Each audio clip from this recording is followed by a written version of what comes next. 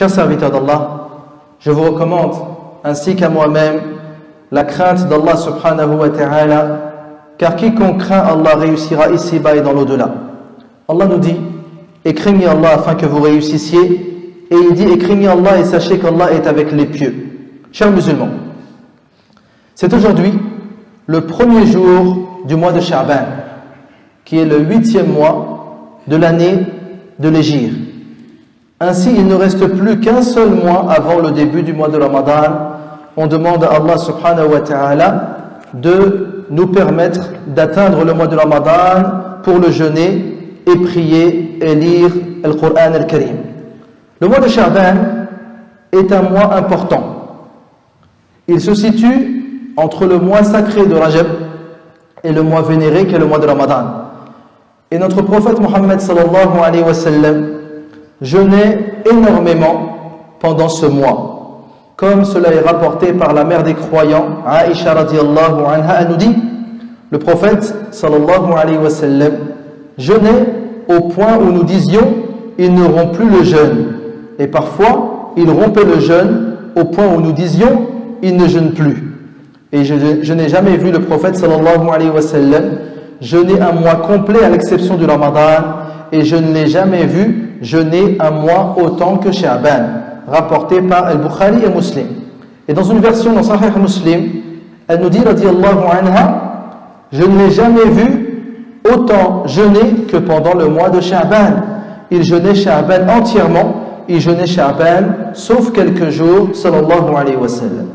Le prophète sallallahu alayhi wa sallam nous a expliqué pourquoi justement il jeûnait beaucoup pendant le mois de Sha'ban.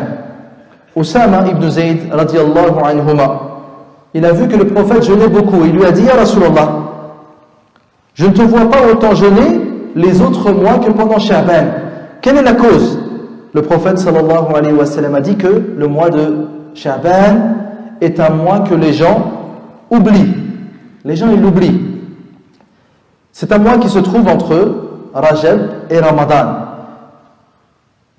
C'est pourtant un mois pendant lequel les œuvres sont élevées vers Allah subhanahu wa ta'ala, et il dit, et j'aime mettre en état de jeûne lorsque mes œuvres sont élevées vers mon Seigneur. Ayyuha al-mu'minun. Donc le prophète sallallahu alayhi wa sallam, dans ce hadith, il nous a cité deux causes qui l'ont incité à jeûner pendant le mois de Sha'ban. La première cause qu'il a citée, le fait que les gens pendant ce mois sont insouciants. Ils oublient ce mois. Et la cause de cette insouciance est que ce mois se trouve entre deux mois importants. Le mois de Rajab, qui est un mois sacré, et Allah Azza wa Jal dit au sujet des mois sacrés, durant ces mois, ne faites pas de tort à vous-même. Et il se trouve avant le mois du Ramadan, qui est le mois vénéré par tous les musulmans, le mois du jeûne, de la prière nocturne, du Coran et de la générosité.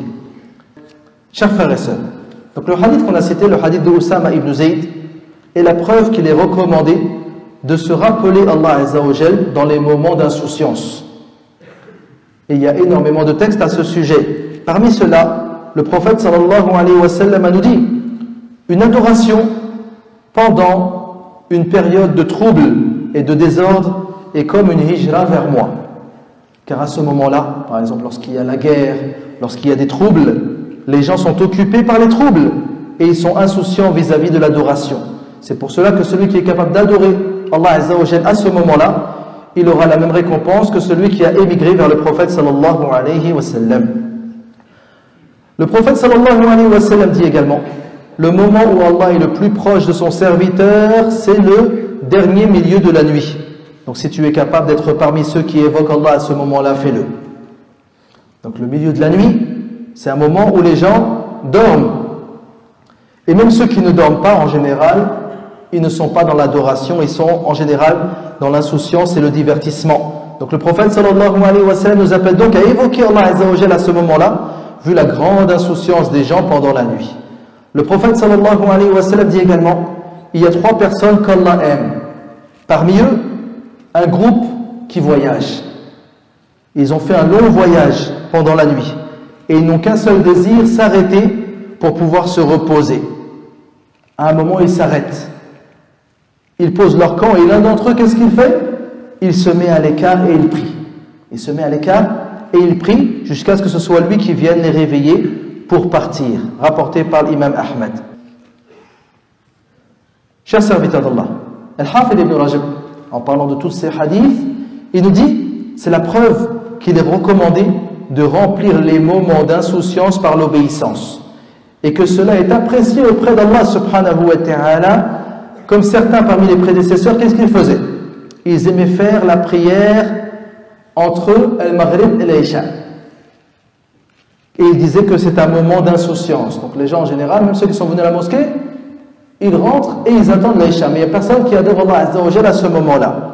Hudhayfa ibn al-Yaman, radiyallahu anhuma, il nous dit, un jour j'ai prié le Maghrib avec le prophète sallallahu alayhi wa sallam. Après la prière, il s'est levé pour prier et il n'a cessé de prier jusqu'à la prière de l'Isha et ensuite il est sorti. Rapporté par l'imam Ahmed. Et cela est rapporté de nombreux compagnons et de tabi'in qui priaient entre Al-Maghrib et l'Isha, car c'est un moment d'insouciance générale. Chers serviteurs d'Allah, l'adoration pendant les périodes d'insouciance générale, tout le monde est insouciant. La récompense est immense. Pourquoi? Parce que tu seras seul, ou bien vous serez très peu à adorer Allah Azza wa Jalla à ce moment-là. Pourquoi la récompense est immense? Car l'adoration à ce moment-là est plus difficile pour l'âme. Et les meilleurs actes sont ceux qui sont les plus difficiles et qui demandent le plus d'efforts.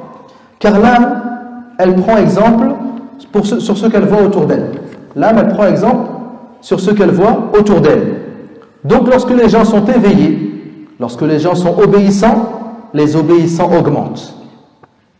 Et les gens prennent exemple les uns sur les autres et l'obéissance devient à ce moment-là facile. Mais à l'inverse, lorsque l'insouciance est générale et que les insouciants sont très présents, les gens deviennent alors insouciants, comme la majorité. Et à ce moment-là, ceux qui sont éveillés, ceux qui sont obéissants, cela leur est difficile. Cela leur est difficile. Le prophète a dit, Touba lil ghuraba. Le prophète il a dit, félicitations justement aux étrangers. Alladhina salahu idha fasada an-nas, ceux qui sont bons lorsque les gens sont mauvais. Car à ce moment-là, il y a peu de modèles à suivre. Parmi les choses également citées par le prophète sallallahu alayhi wa sallam, poussant à jeûner Sha'ban, il nous dit, c'est le mois durant lequel les œuvres montent vers Allah subhanahu wa ta'ala, sont élevées vers Allah azza wa jalla. Et j'aime être en état de jeûne lorsque mes œuvres sont élevées vers Allah subhanahu wa ta'ala. Donc toutes nos actions que nous avons accomplies pendant une année sont élevées vers Allah azza wa jalla pendant le mois de Sha'ban. Donc le prophète il jeûnait beaucoup pendant le mois de Sha'ban. Ça ne veut pas dire que tu dois jeûner tout le mois, mais essaie de jeûner plus que d'habitude. Essaie de jeûner le lundi et le jeudi. Essaie de jeûner les 3 jours de pleine lune, etc. Bref, essaie de faire un effort. Tout comme le jeûne du mois de Sha'ban est un entraînement nous permettant de nous préparer au jeûne du Ramadan, afin que notre corps soit habitué à jeûner et ne soit pas épuisé les premiers jours du Ramadan. Ayyuhal muslimun. Il faut également, barakallahu fikum, que le croyant se mette pendant ce mois de Sha'ban à lire le Coran le plus possible, incha'Allah, pendant le mois de Sha'ban. Pourquoi? Afin de prendre l'habitude, afin que lorsque le Ramadan arrive, tu aies pris l'habitude de beaucoup lire le livre d'Allah Azza wa Jal, et que tu ne sois pas pris justement pendant le Ramadan par l'ennui et la lassitude. Donc tu dois t'entraîner à prendre du plaisir à travers la lecture des versets du Coran. Certains plus prédécesseurs disaient, parmi eux Salamat ibn Kuhayl, nous disions à notre époque, le mois de Sha'ban est le mois des récitateurs. Habib ibn Abi Thabit, lorsque le mois de Sha'ban arrivait, il disait c'est le mois des récitateurs. Amr ibn Qais al-Mula'i, lorsque le mois de Sha'ban il arrivait, il fermait sa boutique et se consacrait entièrement à la lecture du Coran. Chers croyants, de manière générale, il faut impérativement que le croyant commence à se réformer et à changer pendant le mois de Sha'ban. N'attends pas Ramadan. Donc, il faut jeûner pendant le mois de Sha'ban, lire le Coran pendant le mois de Sha'ban, afin de ne pas faire partie des insouciants. En général, les insouciants pendant Ramadan, c'est qui? C'est ceux qui ne se sont pas préparés. Ramadan demande une préparation préalable pour profiter de la meilleure des manières. Donc, lorsque le Ramadan arrive, tu as déjà pris l'habitude de jeûner. Tu as déjà pris l'habitude de lire le Coran et tu seras donc motivé pour œuvrer encore plus comme le faisait le prophète sallallahu alayhi wa sallam. Donc on avait dit la semaine dernière qu'il est possible pour ceux qui le désirent de se rendre en Umrah pendant le mois de Ramadan. Donc vous pouvez vous inscrire au bureau, Inch'Allah. Et le prophète, comme on avait vu, il nous dit, alayhi salatu wassalam, pour nous inciter à faire cela, une Umrah accomplie pendant le mois de Ramadan, c'est semblable à un pèlerinage en ma compagnie. Donc la récompense, elle est immense, barakallahu fikum. La deuxième annonce, c'est par rapport à un projet pour le mois de Ramadan, Inch'Allah, que nous avions fait l'année dernière et qui était un succès, walillah alhamd, qui était de préparer des colis pour les prisonniers, les gens incarcérés, les musulmans incarcérés à la prison de Beauvais. Donc, malheureusement, les gens incarcérés, et plus précisément les musulmans, sont des musulmans oubliés. Donc on les oublie. Alors qu'eux également, ils vont jeûner le mois de Ramadan.